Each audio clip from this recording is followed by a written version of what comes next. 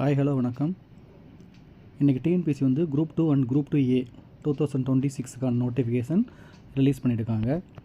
Annual கேலண்டரில் சொன்ன மாதிரியே 11/8/2026 அன்னைக்கு கரெக்டாக விட்டுட்டாங்க.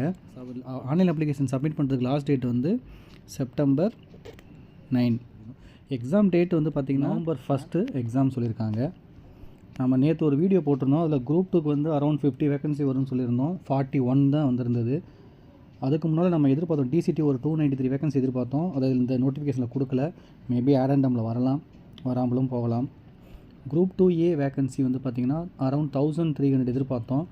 ஆனால் 780 தான் இந்த முறை நோட்டிஃபிகேஷனில் விட்டுருக்காங்க.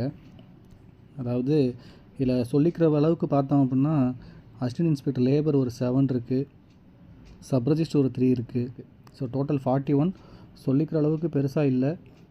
நெக்ஸ்ட்டு குரூப் 2A போனோம் அப்படின்னா ஒரு 24 வேகன்சி பக்கமாக லெவல் 12 லெவல் 11 இருக்குது. சீனியர் ரெவன்யூ இன்ஸ்பெக்டர் நல்லாவே ஒரு அரௌண்ட் ஒரு 50க்கு பக்கமாக ஒரு வேகன்சி வந்திருக்கு. ரூரல் டெவலப்மெண்ட் இதுவும் அரௌண்ட் ஒரு ஆட் பண்ணால் ஒரு 100 வேகன்சி பக்கமாக, இதுவும் நல்ல ஒரு இல்லை சொல்லிக்கிற அளவுக்கு வேகன்சி தான். ரெண்டுமே ரூரல் டெவலப்மெண்ட்டும் ரெவன்யூ டிபார்ட்மெண்ட்டும். டிஸ்ட்ரிக்ட் வேகன்சி விரும்புகிறவங்க இதை ப்ரிஃபர் பண்ணலாம். இந்த ரெவன்யூ டிபார்ட்மெண்ட்டையும் இந்த ரூரல் டெவலப்மெண்ட்டையும் எடுத்தோம்னா ஹோம் டிஸ்ட்ரிக்ட் எடுத்துக்கலாம். ரெஜிஸ்ட்ரேஷன் டிபார்ட்மெண்ட் அசிஸ்டண்ட் ஒரு 17 இருக்குது. அடுத்து லேபர் டிபார்ட்மெண்ட்டில் ஒரு 17,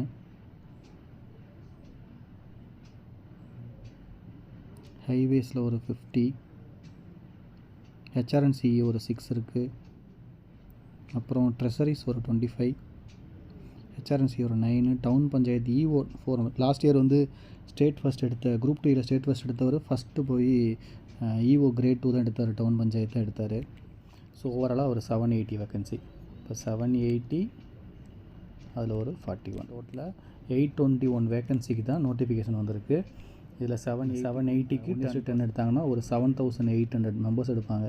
இது 4-1னா 410 மெம்பர்ஸ் வந்து மெயின்ஸுக்கு குவாலிஃபை ஆவாங்க. ப்ரிலிம்ஸும் அப்ஜெக்டிவ் தான், மெயின்ஸ் அப்ஜெக்டிவ் தான். ஸோ இதில் முன்னால் வந்து லாங்குவேஜ் இருந்தது மெயின்ஸில் 2Aல.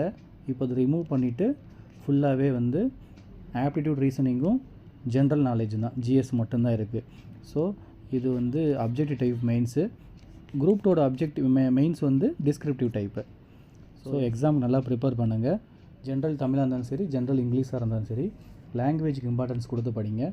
All the best.